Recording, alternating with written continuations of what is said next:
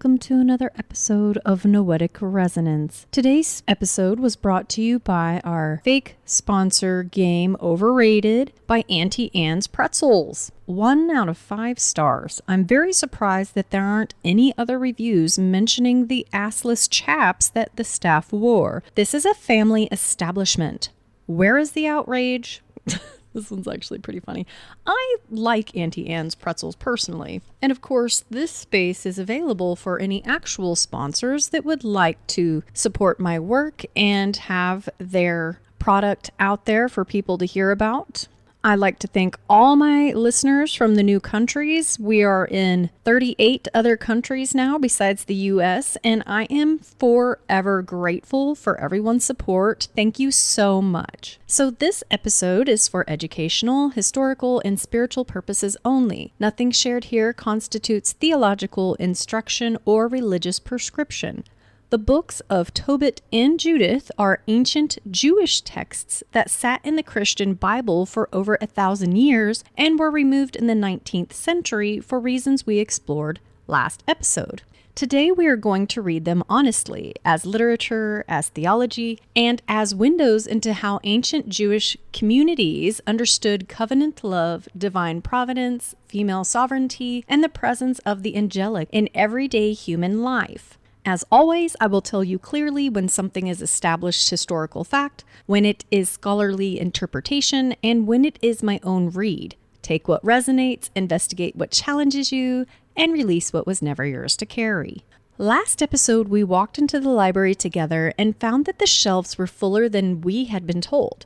We traced how books were removed and why they were removed and what it cost us to not have them. We named the book of Tobit and the book of Judith among those texts, narratives that sat in the Christian Bible for over 1,000 years before a budget decision quietly removed them from most Protestant editions. Today we open both of them, and what we find inside is not strange doctrine or dangerous theology. What we find between these two books is one of the most complete pictures of how the divine moves in human experience that the ancient world preserved. Tobit shows us God working through the quiet and the ordinary, through a fish and a journey and a prayer in the dark, through two people suffering in two different cities whose prayers are heard simultaneously before the throne of God. Judith shows us God working through the impossible, through a widow who sat in mourning for 3.5 years and then stood up, dressed herself beautifully, walked into an enemy camp alone, and changed the course of history before walking back home and putting her mourning clothes on again. These two books belong together, not because they tell the same story, but because they tell the full story. Providence in the ordinary, sovereignty in the impossible. A fish in a river, and a widow with a plan. Let us go meet them both. Before we step inside the story itself, it helps to know a little about where it came from and what kind of text it is. The Book of Tobit exists in Aramaic and Hebrew manuscript forms, with scholars debating which language represents the original composition and which is a translation. Multiple fragments were found among the Dead Sea Scrolls at Qumran, 4 in Aramaic and 1 in Hebrew, confirming its antiquity and its place in the active reading life of Jewish communities contemporary with the New Testament period. Scholars generally date the text to somewhere between the 3rd and 2nd centuries BCE, though that estimate is based on linguistic analysis and historical context rather than any definitive external record. It is worth saying clearly that dating ancient texts is an educated reconstruction rather than a certainty, and reasonable scholars disagree on specifics. What we can say with confidence is that it is old, that it was widely read, and that it was treated as authoritative by Jewish and early Christian communities whose relationship to these texts was most closer in time than ours is. How we classify the Book of Tobit as a literary form is also a matter of scholarly interpretation rather than settled fact. Some scholars categorize it as a novella, meaning a crafted narrative work, while others read it as a straightforward account of real events in the lives of real people. That debate cannot be resolved definitively, and it is important to say so honestly. The history of human encounter with the divine, with angels, with healing, with spiritual forces operating through ordinary circumstances is far too consistent across too many traditions and too many eras to be dismissed as impossible simply because it falls outside what modern frameworks expect. The realities described in Tobit, an angel traveling among humans, a demon afflicting a household, divine providence working through a fish and a journey and a stranger, are not beyond what serious theologians across traditions have understood as genuine possibilities in a world where the seen and unseen are more intertwined than we are often taught. What I will offer as we move through this text is honest engagement with what it says, where it comes from as best we can determine, and what it points toward. The text itself deserves that honesty, and so do you. The story is set in Nineveh, the capital of the Assyrian Empire, where a Jewish man named Tobit lives in exile with his wife Anna and their son Tobias. It is also set simultaneously in the city of Ecbatana in Media, where a young woman named Sarah lives with her father Raguel and her mother Edna. As always, thank you for bearing with me on the pronunciations. I really do try my best. These two families do not know each other. They are connected only by their suffering, by their faithfulness, and by the quiet, patient, extraordinary work of a God who is already moving to bring them together before either of them know the other exists. The book of Tobit opens with Tobit introducing himself in the first person, and what he describes is a life of extraordinary faithfulness lived in extraordinarily difficult circumstances. He is a member of the tribe of Naphtali, carried into exile in Nineveh, where the Assyrian king Shalmaneser conquered the northern kingdom of Israel. In a city and a culture hostile to his faith, Tobit continues to live by the law of his ancestors. He gives tithes faithfully.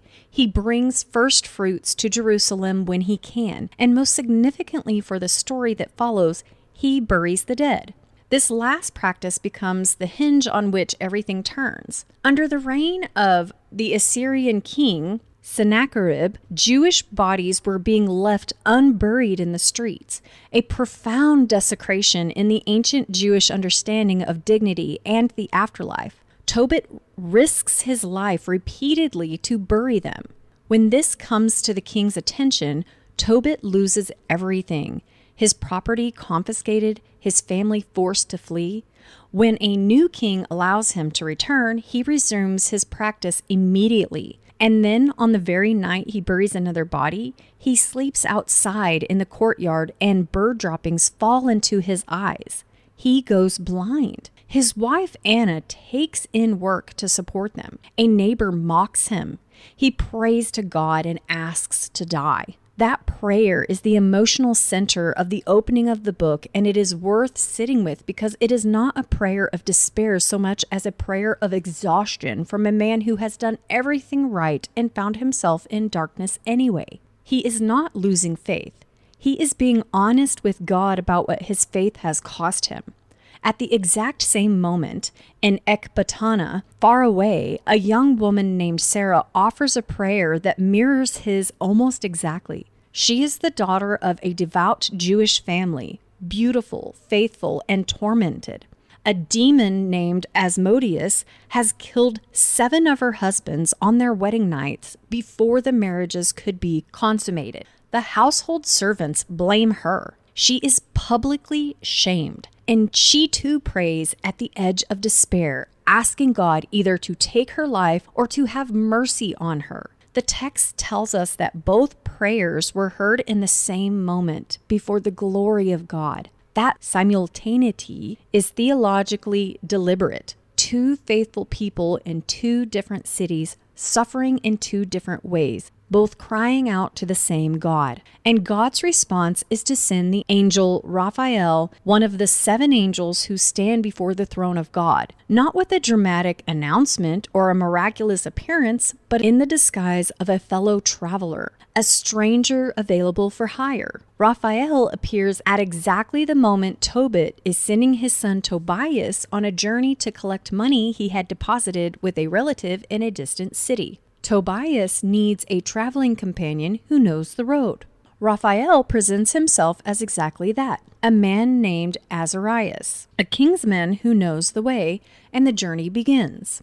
What follows the departure of Tobias and his disguised angelic companion is a journey that operates on two levels simultaneously, the practical and the providential. On the surface, it is a young man traveling to collect a debt with a knowledgeable guide. Underneath it is a divine mission already in motion, every step arranged toward an outcome neither Tobias nor Sarah knows is coming. And they do not go alone. In one of the most beautifully human details in the entire ancient library, a detail that captured the hearts of Renaissance artists for centuries and that theologians have pondered ever since, the text casually mentions that Tobias's dog trots along with them on the journey. When they return home at the end of the story, the dog runs ahead, wagging its tail, announcing their arrival before they reach the door. It is virtually the only domestic pet given a companion's role in all of ancient biblical literature. That small detail tells you something important about the kind of text this is. It is not interested in pure allegory or theological abstraction. It is interested in the texture of actual human life, including the loyal animal who goes where you go and who runs ahead when home is finally in sight. The first significant event of the journey happens almost immediately. On the first night of travel, as Tobias goes to wash his feet in the river Tigris, a large fish leaps out of the water and tries to swallow his foot. Raphael tells him to catch it, which he does, and then instructs him to remove the heart, liver, and the gall and keep them safely because they will be needed. These are not random folk remedies dropped into the story. They reflect a world in which the natural and the supernatural are not separate categories, in which the physical world contains within it the tools for addressing spiritual realities, and in which divine provision often comes through the most ordinary and unexpected of sources. A fish, not a burning bush, not a voice from heaven, a fish that tried to attack a young man's foot and ended up being the instrument of two people's healing. That is the theology of Tobit in miniature. God working through the completely ordinary in service of the completely extraordinary. As they travel, Raphael guides Tobias toward Ecbatana, explaining along the way that there is a young woman there named Sarah, a relative of his family, who is both eligible for marriage and the proper heir according to the law of Moses. What Raphael also tells him is that 7 men have died in the bridal chamber before him. The demon Asmodeus has killed every one of them. Tobias understandably expresses concern. He is an only child. He cannot bear to be the cause of his parents' grief. And here the text does something quietly remarkable. Rather than dismiss the fear or offer a simple assurance, Raphael gives Tobias practical instruction. Burn the heart and liver of the fish in the bridal chamber. The smoke will drive Asmodeus away. And before you touch her, spend the first 3 nights in prayer together, seeking God's blessing on the union before anything else.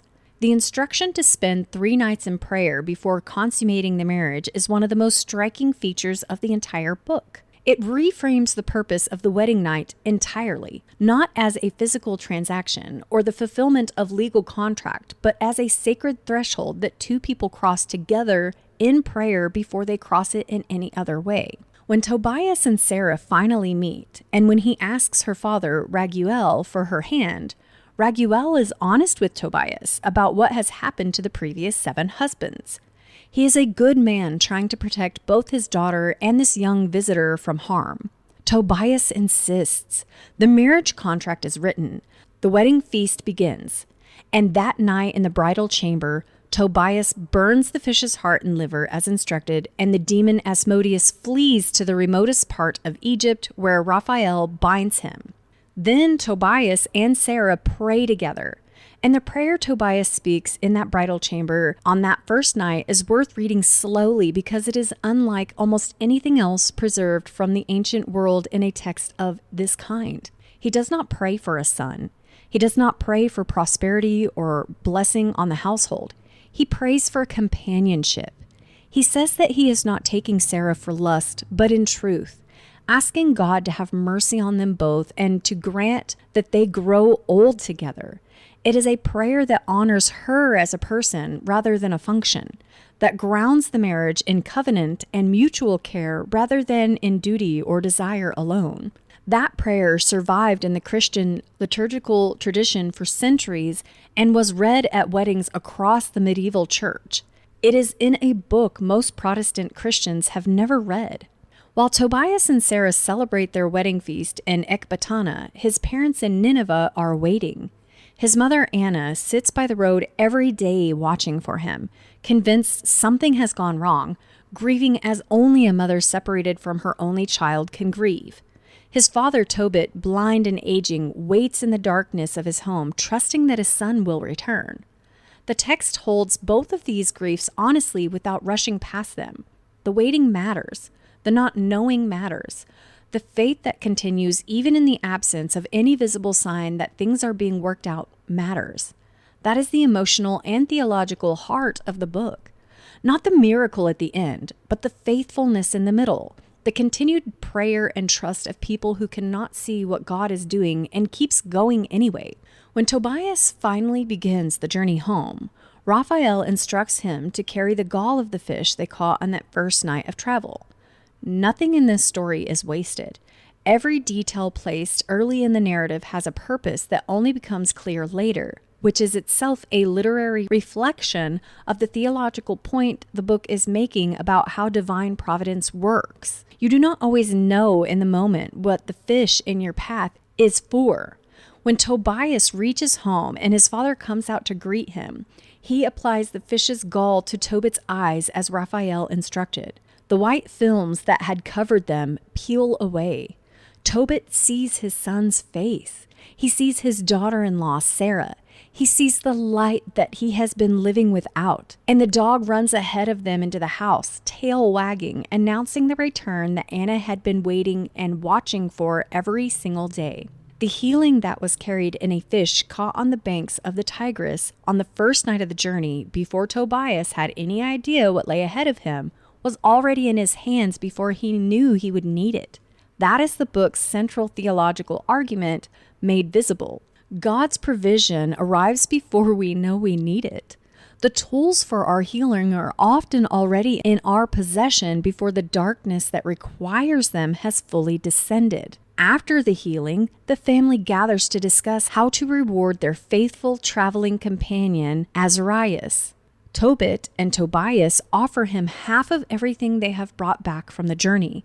And it is at this moment that Raphael reveals himself. He tells them plainly that he is one of the 7 angels who stand before the glory of God, that he was sent to test Tobit's faithfulness and to heal him, that he presented Tobit's prayers before God, that he was sent to Sarah as well, that everything that has unfolded, the journey, the fish, the marriage, the healing, has been the working of God through what appeared to be ordinary events and an ordinary man. Then he ascends, and Tobit and Tobias are left standing in the place where the angel stood, changed by an encounter they did not fully recognize while it was happening. Now that we have walked through the story itself, it is worth stepping back and naming what Tobit is actually teaching, because the theological threads woven through this narrative are rich enough to change how you read the rest of Scripture and how you understand the movement of God in your own life. The first and foremost central thread is the theology of ordinary providence. Tobit does not give us a parting sea or a pillar of fire.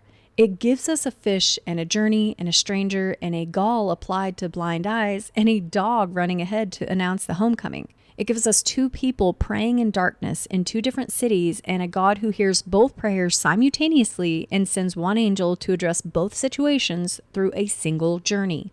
The divine is not absent in the quiet seasons. It is working through the texture of ordinary life in ways that only become visible in retrospect. The second thread is the dignity of the suffering person. Both Tobit and Sarah are people who have done everything right and suffered anyways. The text does not explain their suffering as punishment or faithlessness. It simply holds it honestly and shows a God who takes it seriously enough to send an angel. The third thread is the angelology. Raphael is identified as one of the 7 angels who stand before the throne of God, a detail that directly parallels to the 7 spirits before the throne in Revelation. His name means God heals, and his function in the story is exactly that. The 4th thread is the covenant understanding of marriage. The prayer Tobias prays on his wedding night grounds the marriage in covenant and mutual care and the presence of God as a third participant in the union rather than in any transactional framework. The 5th thread is what we might call the completeness of healing. Nothing in the story is wasted. The fish caught on the first night carries within it the medicine needed at the end of the journey. The dog who went with them comes back ahead of them. You do not always know what the fish in your path is for. You do not always recognize the angel walking beside you. But the story of Tobit asks you to trust that something is being worked toward in the ordinary, in the waiting, in the darkness, that you will only fully see when you look back from the other side of it. So before we close this episode, we need to meet someone else the library was hiding from you, because Tobit shows us God working through the quiet and ordinary, through a fish and a journey and a prayer in the dark. But the same library that preserved that story also preserved another one that asks a completely different question. What happens when the ordinary is not enough? When the enemy is at the gates? When the city is about to fall and the leaders have run out of courage? What happens then? The book of Tobit gives us a blind man and a young woman and an angel traveling in disguise and a dog trotting faithfully alongside. The book of Judith gives us a widow with a plan and the courage to carry it out alone. These 2 books belong together not because they tell the same story, but because they tell the full story. God working through the quiet and God working through the courageous. Providence in the ordinary and sovereignty in the impossible. A fish in the Tigris River, and a widow who walked into an enemy camp and changed the course of history. Let's go meet her. The book of Judith is set during a period of existential crisis for the Jewish people. A powerful general named Holofernes, commander of the armies of the Assyrian king Nebuchadnezzar in the book's telling, is systematically conquering the surrounding nations and demanding their submission and the abandonment of their gods. His campaign is not merely military, it is theological. He is demanding that Nebuchadnezzar alone be worshipped as a god. And here is a quick historical reality check before we go further, because this detail is important and actually strengthens rather than weakens the text. The book calls Nebuchadnezzar the king of the Assyrians, ruling from Nineveh. Historically, we know that Nebuchadnezzar was actually the king of the Babylonians, and he helped destroy Nineveh rather than rule from it. Scholars universally recognize this as a deliberate literary signal rather than a careless error. The author intentionally merged the 2 greatest historic enemies of Israel, Assyria, and Babylon into one composite megavillain. It was the ancient equivalent of a literary billboard telling the reader, this is not a history textbook. This is a cosmic showdown between the ultimate empire and a single sovereign soul. Once you understand that, the book opens up entirely. Judith is not fighting one historical general. She is confronting the archetype of every empire that has ever demanded that human beings bow to earthly power rather than divine sovereignty. That is a story that has never stopped being relevant. The Jewish city of Bethulia sits in a mountain pass that controls access to Jerusalem and the temple. Holofernes besieges it. He cuts off the water supply. After 34 days, the people are dying of thirst and the city leaders are ready to surrender. They tell the people that if God does not intervene within 5 days, they will hand the city over. Into this moment steps Judith. Her name in Hebrew means Jewish woman or she who is praised. And she is introduced with a specificity that the text uses to signal her significance. She is a widow. Her husband, Manasseh, died of heat stroke during the barley harvest 3.5 years before the story begins. She has been in mourning since, wearing sackcloth, fasting regularly, living on the roof of her house. She is described as beautiful in appearance and very lovely to behold. wealthy in her own right, managing her late husband's estate, and so universally respected that no one speaks a word against her. She has been living in faithful, disciplined grief while her city has been descending into crisis around her. When she hears that the city leaders have given God a 5-day deadline, she calls them to her and rebukes them directly and without apology. You do not get to put God on a timeline, she tells them essentially. You do not negotiate with the divine. You trust and you act. And then she tells them she has a plan. She does not tell them what it is. She asks only that they open the gate for her that night and leave it open. She prays. She removes her widow's garments and dresses herself beautifully.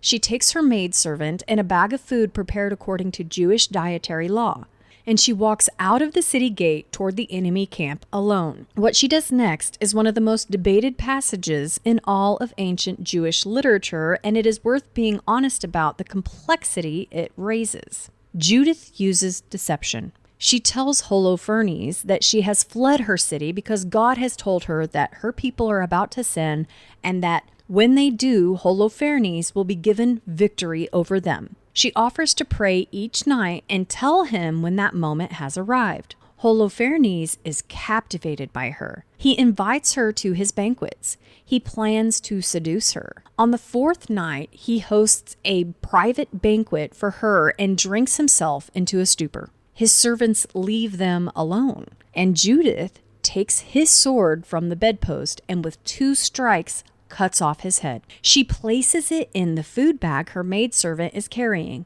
They walk back through the camp as they have done every night for prayer.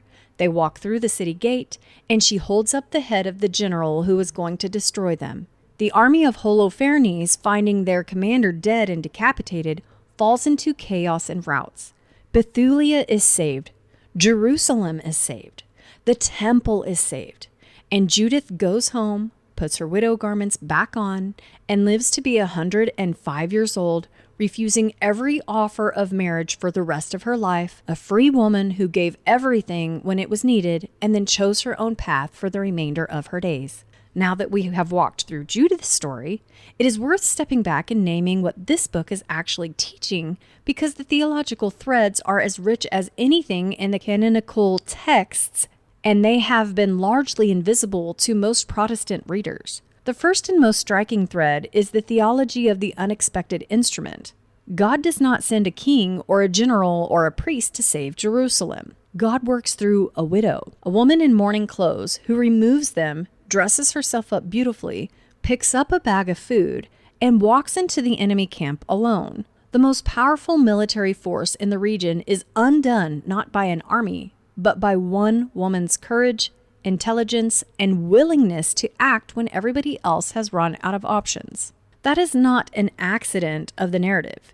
It is the point of the narrative. The divine consistently works through the person no one expected. The second thread is female sovereignty and agency. Judith manages her own estate. She rebukes the city leaders without apology. She makes her own plans and does not share it with anyone. She refuses every offer of marriage after her husband's death and lives entirely on her own terms for the rest of her long life. She is one of the most fully realized female protagonists in all of ancient Jewish literature, and she has been sitting in a book most Protestant Christians have never read. The third thread is the complexity of faithfulness. Judith uses deception. The book does not apologize for this or frame it as a moral failure. It celebrates her. The tradition of Rahab, who lied to protect the Israelite spies and is celebrated in the Hall of Faith in Hebrews 11, runs parallel here. The biblical tradition is more nuanced about the ethics of deception in service of protection and justice than the simplified moral frameworks most of us were handed suggest. The fourth thread is the relationship between prayer and action. Judith prays before she acts. Her prayer is specific, honest, and grounded in the history of her people. And then she gets up and does the thing. The prayer does not replace the action, and the action does not replace the prayer. They move together, which is itself a model worth carrying into your own life. You pray, and then you pick up the bag and walk through the gate. The fifth thread is what Judith and Tobit together teach when you hold them side by side. Tobit shows us God working in the quiet, in the ordinary, in the waiting, through a fish and a journey and a stranger and a dog running ahead to announce the homecoming. Judith shows us God working in crisis, in the impossible, through a widow with a plan and courage to carry it out.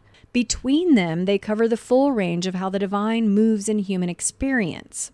Not only in the dramatic, not only in the quiet, in both, and whatever the moment actually requires. And in both cases, the instrument chosen is the one no institution would have selected. A blind man who kept burying the dead. A widow in mourning clothes. The divine has always had a preference for the overlooked. The library that was removed from your hands contained 2 stories that between them cover the full range of how the divine moves in human experience. Tobit shows us a blind man who kept burying the dead even when it cost him everything. A young woman who kept praying after watching 7 men die. And a God who heard both their prayers simultaneously across the distance of 2 cities and sent one angel to address both situations through a single ordinary journey, accompanied by a dog and a fish and a stranger who turned out to be something more. Judith shows us a widow who sat in mourning on her rooftop for 3.5 years, who dressed herself beautifully when the moment required it, who walked into an enemy camp alone with nothing but her courage and her faith and a bag of food, and who confronted not merely one general, but the archetype of every empire that has ever demanded human beings bow to earthly power rather than divine sovereignty, and who changed the course of history before returning home to put her mourning clothes back on and live the rest of her long life entirely on her own terms. Neither of these instruments was the one any institution would have selected. A blind exile who buries bodies in the dark, a widow in a sackcloth. And yet between them, they gave us some of the most sustaining and most honest pictures of divine partnership with human beings that the ancient world produced. Says who that you did not need these stories? Says who that the God who worked through a fish and a journey and a stranger, through a widow's plan and a general's weakness, through the ordinary and the impossible, is not the same God working through the circumstances of your life right now? Says who that the angel traveling beside you would have announced itself before you recognized what it was? Says who that your prayers in the dark, however exhausted, however long unanswered, have not already been heard before the throne of God and already answered in ways you cannot yet see? The theology of Tobit and Judith together is not strange or dangerous. It is one of the most complete and honest pictures of how the divine actually moves that the ancient world preserved, not only in the dramatic, not only in the quiet, in both, and whatever the moment actually requires, through whoever is willing to trust and act. The fish is already in the river. The angel is already traveling beside you. The dog is already ready to run ahead and announce the homecoming. The mourning clothes can come off when the moment arrives. And the God who heard Tobit and Sarah and Judith has not stopped listening. That God hears you. As always, I love you, I see you, and none of us are left behind. The journey continues. Thanks for all the love and support. Much love and positive vibes, you beautiful souls.